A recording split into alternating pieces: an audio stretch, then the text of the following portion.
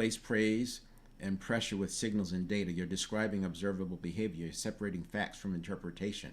You're communicating in a way that the nervous system can pick up the signal and then do the thing repeatedly and let the dopamine do the rest. The nervous system adapts to clarity faster than it adapts to information. And then we have find the strengths and preferences early.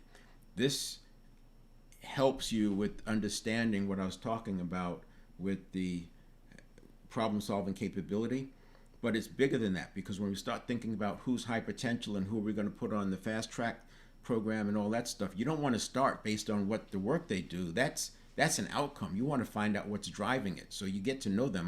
My onboarding includes a conversation with them to find out what's important to them. What would they do if they knew they couldn't fail? What would they do if they decided to be an activist? What would they do if they didn't have to work? Now, you may feel like, and I used to be kind of sheepish about doing that because I always felt like I was like encouraging them to leave the organization. It doesn't. That's not what happens. What happens is you find out what's really important to them and you can build on that, because people automatically gravitate to things that feel like purpose.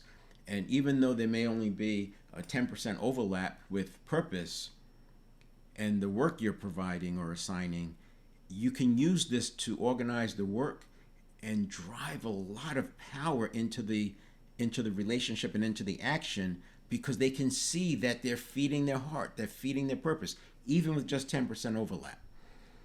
You don't have to match their purpose. That's why I said find a purpose proxy. I'm not trying to uncover their purpose. I'm not trying to go too deep into this esoteric conversation with them. I just want to understand what they would do if they knew they couldn't fail, and what they would do if they were going to be an activist, because that's giving me a window into their purpose or a proxy for purpose, because most people won't be able to articulate a purpose, but I can get them to come up with a proxy.